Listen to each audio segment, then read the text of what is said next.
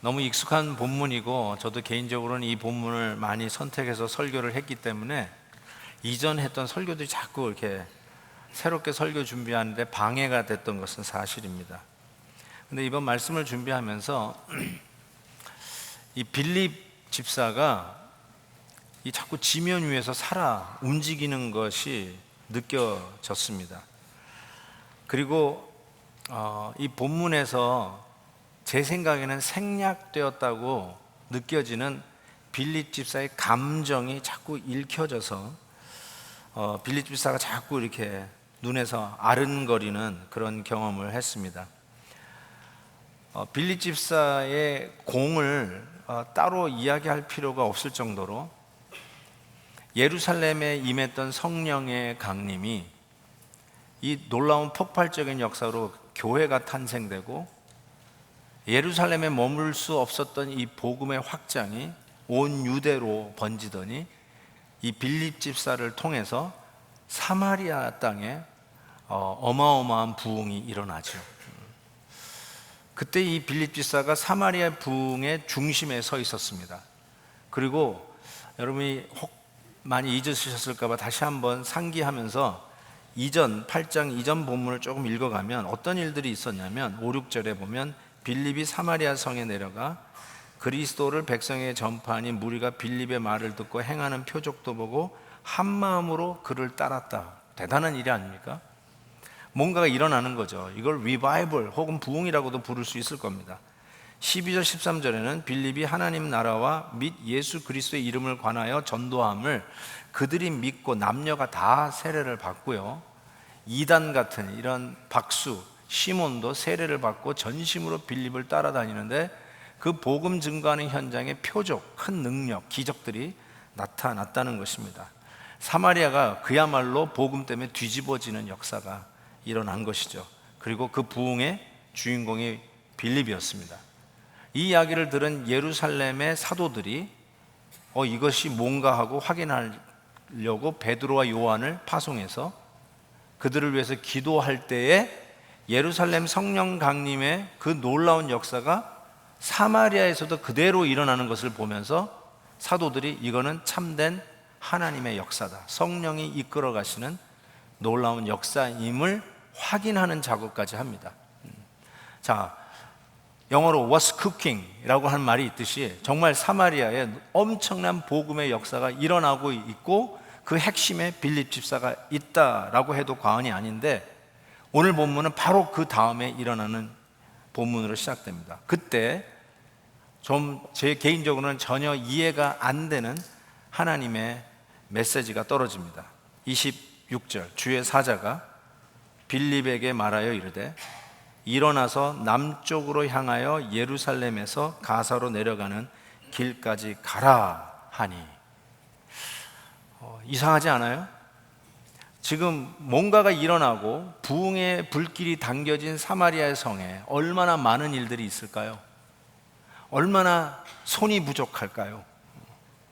얼마나 한 사람의 복음 전도자가 필요할까요? 부흥이라는 말은 사람이 인산인해를 이루었다는 거 아닙니까? 팔이 날리는 곳, 교회 주차장에 널널 비어 있는 것, 그거 부흥이 아닙니다. 막 교회로 오는 차량으로 트래픽 잼이 생길 정도로 교회에 사람들이 그냥 인산인해를 이루면서 복음을 듣기 위해서 빽빽히 모여 앉아 있는 모습, 그게 부흥 아니겠어요? 그 일이 사마리아 성에서 일어나는데 거기서도 할 일이 많아서 빌립의 그 존재감이 너무나도 필요한데 갑자기 하나님이 주신 메시지는 뭐냐면 가사로 가라는 거예요. 그리고 이 말을 썼어요. 그런데 그 길은 광야라. It's desert. It's wilderness. 무슨 말이에요? 인적이 드물다는 것이에요. 사람이 있는 곳이 아니라는 거예요. 사람이 와글와글 모여있는 사마리아의 부흥의 현장에서 갑자기 하나님이 빌립을 끄집어 내시는 겁니다. 만약에 이 명령을 제가 받았다면 저는 하나님 왜요? 왜 저를 여기서 빼내시는 거예요? 지금 불길이 당겨졌는데 이 불을 계속 태워야 하는데, 이왕 시작한 부흥 끝장을 봐야 되는데, 얼마나 많은 사람의 손이 필요한데 하나님, 이 부흥이 계속 일어나는 이 현장에 제가 쓰임받게 해주세요. 계속 이 일을 하게 해주세요. 가사를 가기를 원하십니까? 제가 나중에 갈게요. 이거 끝내고 갈게요. 얼마든지 반언할 수 있는 그 현장에서 하나님은 빌립을 끄집어내어서 어디요? 그 길은 광야라, 가사 쪽을 향해서 가라고 그러는데 인적이 드문 곳으로 가라는 것입니다. 그때 빌립의 마음이 어땠을까가 자꾸 저는 읽혀지는 거예요. 아니, 느껴지는 거예요. 굉장히 섭섭했겠다. 그 부흥을 맛보고, 여러분, 부흥의 그 중심에 서 있다는 게 얼마나 익사이팅한 건지 몰라요. 하나님이 나를 이 사역에 쓰고 있다는 그 자체가 얼마나 행복한지 몰라요.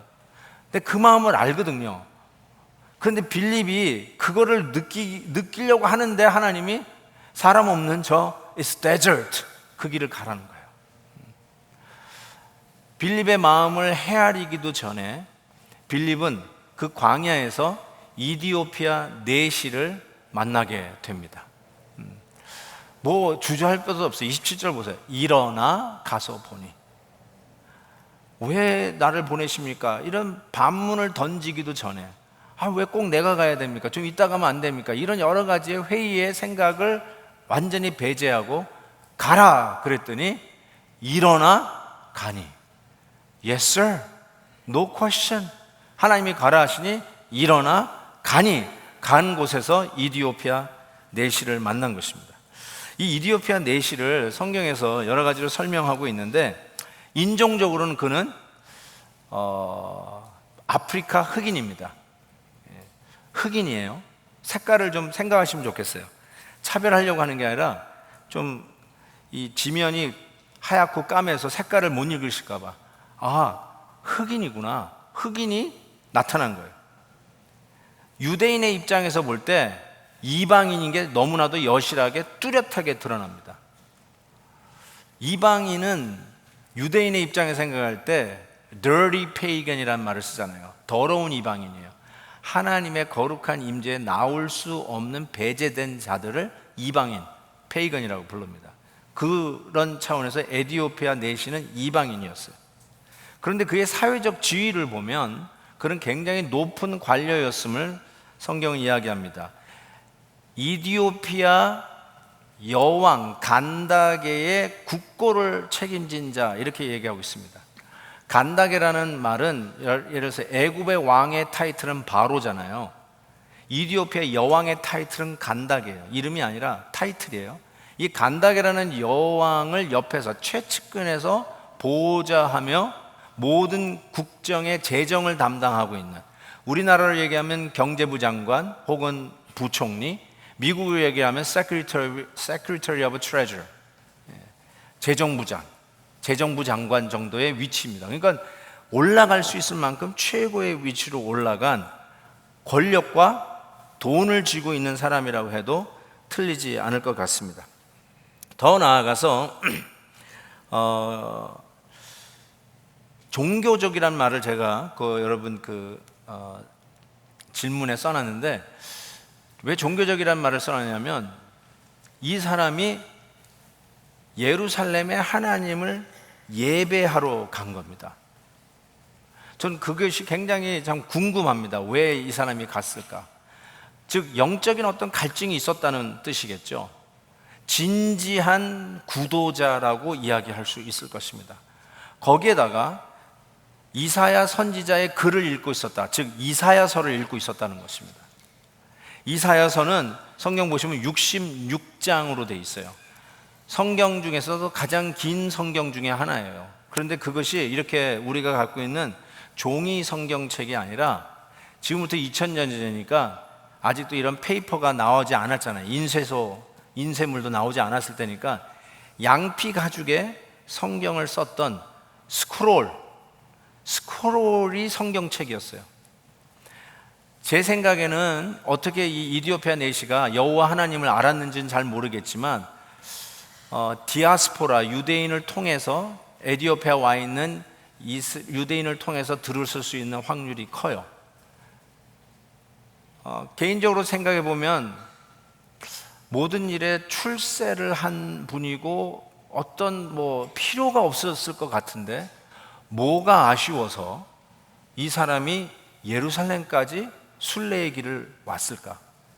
이디오피아에서 예루살렘까지 오는 길을 보면 그 당시 비행기 타고 올 리는 없고, 또 한 나라의 경제부 장관이 길을 떠날 때 혼자 웃을 리도 없고, 많은 인솔자와 더불어 마치 카라반이 이렇게 떠나듯이 줄지어서 왔을 때 많은 학자들이 얘기를 적어도 3개월에서 6개월 정도의 시간이 소요됐을 거라는 거예요, 왕복하는데. 그러니까 한 나라의 경제를 책임진 사람이 자리를 3개월에서 6개월 비워서 나오기까지 할 이유가 무엇이었을까? 아무리 봐도 다 성공한 사람인데. 한 가지 프로필을 더 할 게 있어요. 그게 뭐냐면 그는 넷이라고 그랬어요. 이녹. 좀 더 적나라하게 얘기하면 그는 고자였습니다. 어쩌면 여왕 옆에서 가장 안전하게 섬길 수 있는 사람은 건강한 남자라기보다 내시여야 맞을 겁니다. 우리나라에도 왕족을 섬기기 위한 내시들이 있었지 않습니까? 그 내시들은 자연적 내시가 아니에요. 의도적으로 다 컸지만 자기의 음경을 제거하고 그 왕궁으로 들어간 자를 내시라고 부릅니다. 그러니까 몸에 장애를 가진 거죠. 일부러 그 장애를 희생해 가면서 결국은 여왕의 옆에서 국고를 책임지는 자리까지 올라간, 인간적으로 얘기하면 출세한 사람이요, 남들이 부러워할 사람이요, 더 이상 올라갈 자리가 없을 정도로 막강한 권력과 위치에 서 있었던 자, 그 자가 뭐가 아쉬워서 3개월, 6개월 자리를 비우고 예루살렘까지 왔다 가느냐는 말이에요. 뭐가 아쉬워서. 우리가 다 가진 것 같지만 이제 남들 보기에는 부러울 거 없이 다 누리고 있는 자 같지만 우리 안에 채워지지 않는 영적 갈증이 있다는 것을 우리는 다 부인할 길이 없습니다. 사람들이 부러워하는 이 지역에서 우리가 살고 있지만 어쩌면 우리도 이 주일날 골프 치러 나가고 즐기면서 살 수 있지만 오늘도 왜 뭐가 아쉬워서 이 자리에 와 있냔 말이에요. 그거 물을 수 있잖아요. 뭐가 부족해서 교회 오냐고. 근데 바로 이 이디오피아 내시아가 그 질문을 받을 수 있는 사람, 뭐가 부족해서 그 먼 길을 가냐고 할 수 있는 자 아닙니까? 이 이디오피아 내시는 두 가지의 장애가 있었어요. 더블 웨미에, 영어로. 하나는 아까 얘기한 처럼 이방인이었어요. 흑인이었어요. 그래서 예루살렘에 갔다고 그러는데 저는 이런 생각을 해봤어요. 27절 후반절하고 8절을 보면 국고를 맡은 관리인 내시가 예배하러 예루살렘에 왔다가, 그 다음에 28절로 절이 바뀌어요. 돌아가는데, 이렇게 돼 있어요. 근데 저는 27절과 28절 사이에 뭔가 생략된 게 있을 것 같아요. 왜 그러냐면 이방인인 이 흑인 내시가 예루살렘에 등장했어요. 이거는 눈에 띄는 거예요. 이게 뭐 이렇게 가릴 수가 없어요. 피부 색깔이라도 비슷하면 그냥 묻혀서 들어갈 수도 있을지 모르겠지만 흑인이에요. 누가 보더라도 이방인이에요. 그러니까 예루살렘에 갔다가 저는 이렇게 얘기해요. 허탕치고 그 욕에 빠졌어요. 돌아가는데 이거예요. 들어가지도 못했어요. 성소에 가지도 못했어요. 이방인의 뜰까지만 가고 여인의 뜰도 못 들어갔어요. 유대인들이 가는 바는 밟지도 못했단 말이죠. 그래서 허탕치고 돌아가지 않았을까라고 생각해요. 왜 제가 그렇게 생각하냐면 모세오경 중에 하나인 신명기에 이런 말씀이 확실하게 적혀져 있어요. 고환이 상한 자나 음경이 잘린 자는 여호와의 총에 들어가지 못한다, 이렇게 되어 있어요. 스스로 거세한 장애를 가진 이 에디오피아 내시는 당연히 예루살렘까지 갔다 할지라도 그 안에 들어가지도 못하고 허탕치고 뒤돌아섰을 거예요. 자, 그렇다면 왜 여기까지 왔을까? 그가 이사야서를 읽고 있었다는 게 힌트예요. 이사야서에 이런 말씀이 있어요. 그것을 이 내시가 읽었을 거라고 짐작하는데, 거기 보시면 이런 말씀이 있어요. 고자도 나는 마른 나무라 말하지 말라. 고자의 별명이 마른 나무예요. 왜요? 자식을 못 낳잖아요.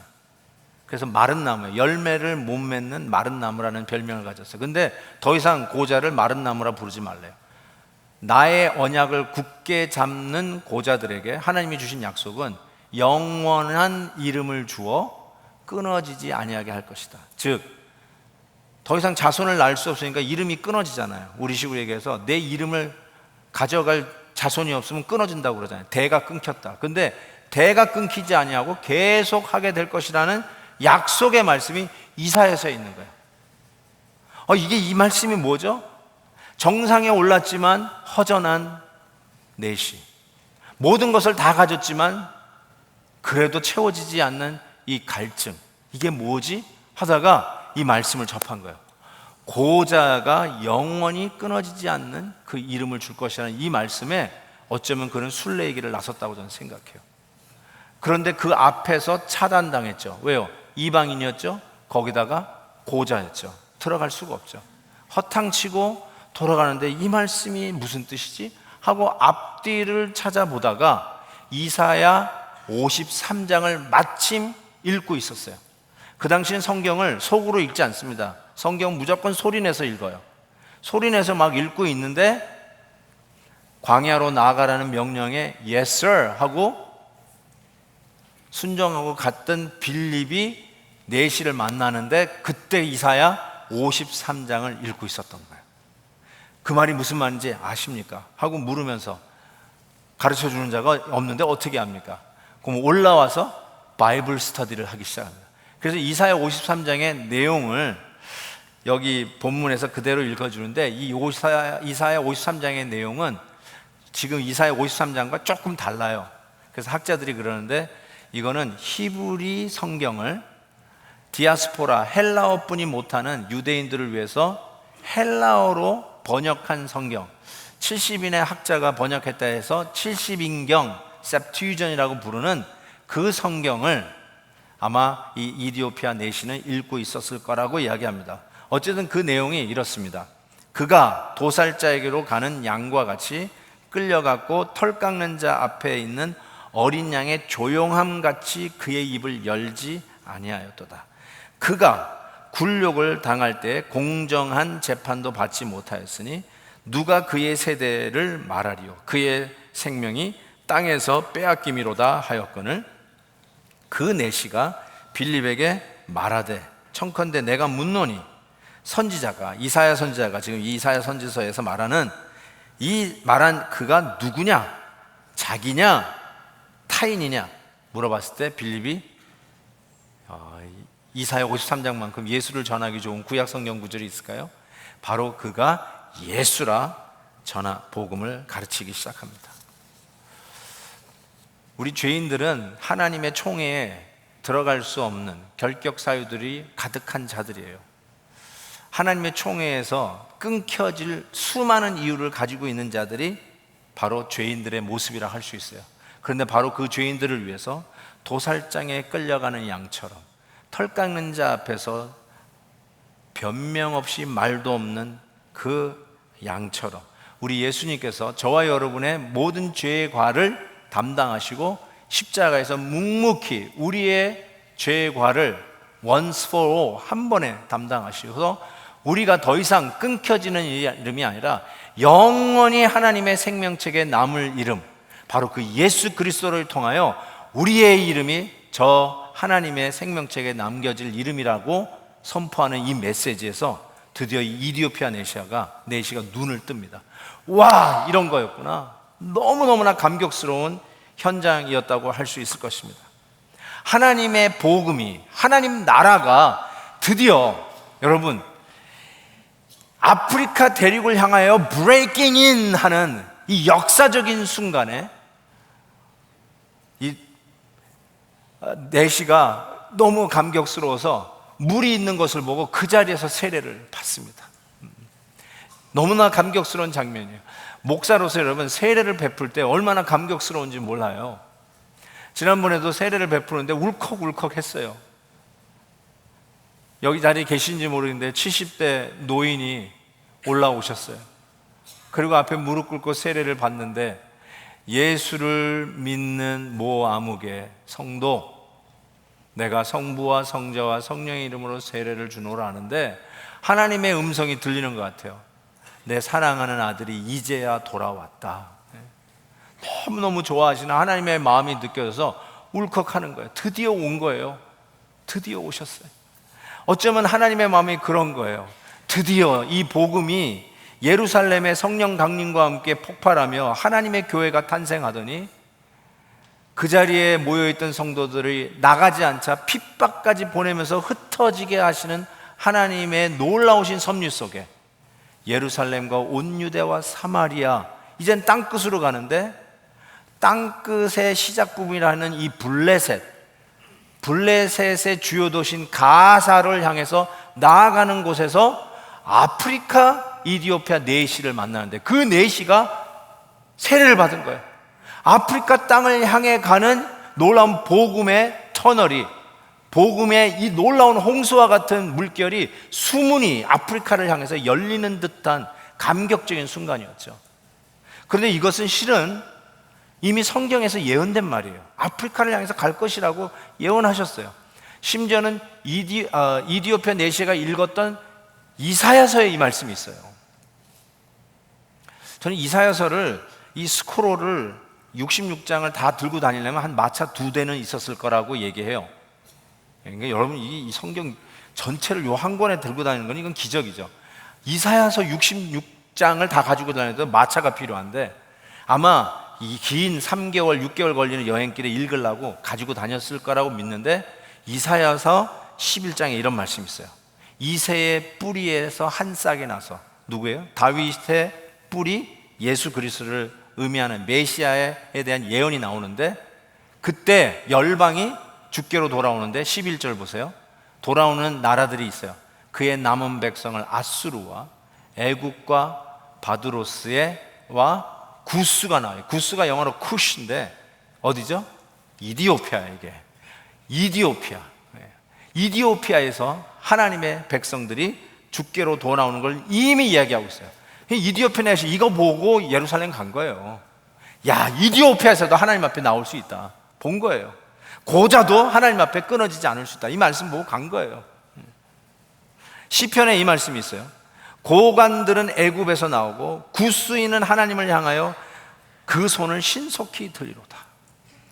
여러분, 이거 애굽 선교사, 이디오피아 선교사들이 이 말씀을 얼마나 좋아하는지 아세요? 애굽에서, 구스에서 하나님의 백성들이 일어난다는 거죠. 87편에 이런 말씀이 있어요. 하나님의 성이여 너를 가리켜 영광스럽다 말하는도다. 나는 라합과 바벨론이 나를 아는 자 중에 있다 말하리라. 보라, 블레셋, 두로, 구스여, 이것들도 거기서 났다리로다. 계속해서 이디오피아에, 아프리카에 하나님의 복음이 들어갈 것을 예언하고 있는데, 그 역사적인 순간에 뭐예요? 이디오피아 내시가 빌립에 의하여 세례를 받은 거예요. 엄청난 일이죠. 저는 개인적으로 이 말씀을 보면서, 야, 얼마나 이게 신나는 순간인가. 빌립의 입장에서 생각해 볼 때는 드디어 막 하나님이 일하시는 게 눈에 보이는 순간 아니에요. 그런데 말이죠, 이걸 좀 더 누려야 할 그 순간에, 좀 더 즐길 수 있는 그 순간에 성경은 이렇게 얘기합니다. 둘이 세례받고 물에서 올라올새 주의 영이 빌립을 이끌어간지라. 불사. 저는 여기서 이렇게 아유 이런 생각이 들어요. 이래요. 내가 읽으면서 그랬어요. 왜 그랬을까요? 아니, 아프리카를 향하여 복음이 드디어 놀랍게 터지는 이 순간에, 그리고 누구예요? 경제부 장관 아니에요. Secretary of Treasury예요. 주머니 하나 열어도 얼마든지 살해를 할 수 있는 여유가 있을 이디오피아 경제부 장관 넷이에요. 자기가 이거를 깨닫고 영적인 갈증을 드디어 해결하고 세례를 받는 그 감격스러운 순간에 뭘 못하겠어요? 여러분, 세례 받고 나서 자축하잖아요. 가족들이, 셀 식구들이 같이 축하해 주면서 식사하지 않으셨나요? 당연히 그랬어야 될 거죠. 지금 박수치고 정말 잘했다고 그러고 고맙다고 그러고 해야 될 그 순간에 갑자기 성경은 이렇게 얘기합니다. 주의 영이 빌립을 이끌어간지라. 영어로 보면 그 내용이 더 분명하게 나와 있어요. The Spirit of the Lord, 보세요, suddenly took away. 원래 이 헬라어 헤르 파산이라고 하는 이 단어 하나를 이끌어간지라 이렇게 썼어요. 성령께서 이끌어간 거예요. snatched away 이렇게 할 수 있는데 그걸 영어로 세 단어로 번역했어요. Suddenly took Philip away. sudden이라고 하는 이 부사구가 들어갔어요. 그 말이 무슨 말이냐면 이 단어에 원래 이 내용이 뉘앙스가 들어가 있는 거예요. 갑자기 데려가는 거, 이거를 이끌려간지라. 우리 한국말 번역에는 이 뉘앙스가 잘 안 나타나는데 suddenly took away. 아니 좀 누려야 되잖아요. 좀 밥 한 끼 먹을 수 있잖아요.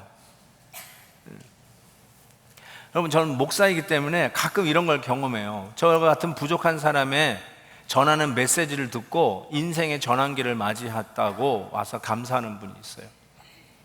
정말 우리 가정이 달라지고 이제 내 인생 끝냈다 그랬는데 목사님이 전해주신 메시지 듣고 다시 일어섰대요. 그러면 너무 고마워가지고, 너무 고마워서 어쩔 줄 모르는 거예요. 그러면서 목사님, 제가 어떻게 목사님 식사라도 대접하면 안 되겠냐고. 제가 그 마음을 알거든요. 그 얼마나 고마웠는지 그 마음 알잖아요. 제가 이걸 보니까 지금 딱 그거 해야 돼요. 뭐 없는 사람도 아니고 경제부 장관이 그 궁금하고 갈증이 있던 게 드디어 예수 안에서 해결되고 복음의 영광과 기쁨을 누리는 세상에서 최고로 기쁜 날. 그래서 하나님이 갑자기 이 빌립을 데려가니까 어디 갔지 했지만 아쉽지만 그래도 기쁘게 이디오피아 자기 고향을 향해서 갔다라고 적고 있잖아요. 그 정도로 기뻤던 거예요. 식사할 수 있잖아요. 빌립의 입장에서 생각해 볼 때 사마리아 성에서도 복음의 부흥이 일어나는 그 중심에서 복음의 역사를 늘 좀 체험하고 그걸 좀 누리고 박수와 역시 최고야, 빌립 지사의 공이 커, 이런 얘기 좀 들을 수도 있었던 그 현장에서 갑자기 광야로 가!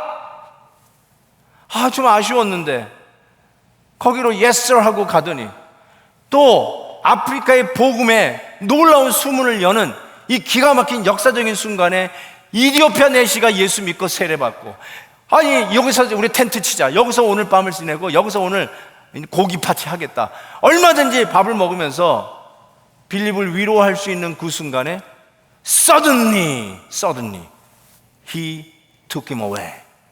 그냥 옮겨버리셨어요. 이끌어 가버리셨어요. 나는 이게 막 빌립의 마음이 얼마나 섭섭했을까 자꾸 느껴지는 거예요. 정말 제가 조금만 좀 박수를 받으려고 그러면 suddenly 옮겨버리시는 하나님. 좀 복음 전하고 은혜 받은 사람이 밥 한 끼 좀 대접하려고 그러면 사라지게 하시는 이 하나님의 이 음성에 좀 섭섭하지 않았을까라는 생각이 들었어요. 그런데 오늘 말씀의 끝이 이렇게 끝나요. 빌립은 40절에 보니까 아사도에 나타났어요. 유레세, 이건 패시브인데요. 나타났어요. 발견했다. 뭐라죠? 유레카, 발견했다는 거예요. 근데 이거는 유레세, 발견되었어요. 이건 완전히 하나님께서 콱 잡아가지고 끄집어내가지고 갖다 놓은 곳이 아소도라고 하는 또 다른 블레셋의 주요 도시예요. 가사, 아사도. 그리고 나서 어디로 가냐면 저 꼭대기 가이사랴라고 하는 곳으로 가요. 지도를 보시면 아시겠지만 저거 제일 빨간 화살표 맨 밑바닥이 광야길에서 내시를 만난 곳이에요. 그리고 세례받고 올라오는데 하나님께서 suddenly 옮기신 곳이 그 해변가에 있는 아사도예요. 그리고 저 꼭대기 제일 위에 있는 가이사랴로 하나님이 옮기시더니 거기서 빌립의 족적은 사라집니다. 빌립 더 이상 안 나와요. 없어졌어요. 참 어떻게 이렇게 쓰임받고 사라지는가, 아쉬움이 제 마음에 자꾸 밀려오는 거예요. 그러다가 가이사랴가 꽂혔어요. 가이사랴를 보니까 가이사랴가 어떤 곳이냐면요, 실은 여러분 빌립 집사 이야기가 끝나고 다음 주는 사도행전 9장 바울 이야기가 시작돼요. 땅끝에 선교를 위해서 하나님이 세우신 사도 바울이 어떻게 회심하는지가 나와요. 그게 빌립 집사의 사역 후에 기록이 돼요. 빌립 집사의 사역이 직접 간접적으로 영향을 주었던 것을 암시해요. 스데반 집사의 순교가 엄청난 충격을 바울에게 준 거 맞아요. 그런데 바울의 회심은 빌립 집사가 막 종횡무행 복음을 전하는, 복음이 예루살렘을 타넘고 바울이 그렇게도 막으려고 했던 이 복음의 행진을 그냥 예루살렘을 타넘고 유대를 넘고 나아가는 일에 빌립이 쓰는 것을 보고 이게 간접적으로도 영향을 받았을 것 같아요. 아니나 다를까 빌립 사역 후에 바울이 시작이 돼요. 그리고 바울이 1차, 2차, 3차 전도여행을 끝내고 드디어 예루살렘을 향해서 죽으러 갑니다. 그래서 형제들이 말려요. 가면 죽습니다. 그래도 가는 길에 에베소 장로들을 밀레도라고 하는 항구 도시에서 만나 눈물의 이별을 하는 장면이 있죠. 그리고 예루살렘으로 향해서 가는데 예루살렘 들어가기 직전에 머물었던 곳이 가이사랴예요. 그래서 이게 사도행전 21장에 나와요. 보세요. 가이사랴에 사도 바울이 갔는데 가이사랴에서 머무는 집이 나와요.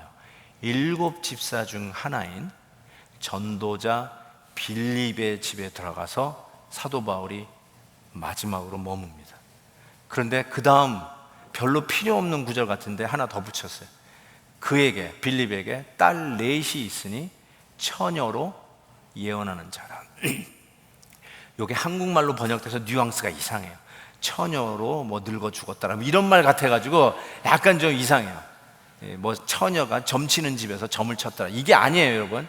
여기서 예언하는 자는 프로펫이에요. 프로펫, 선지자의 역할을 했다는 뜻이에요. 저는 이걸 이렇게 표현할 수 있을 거예요.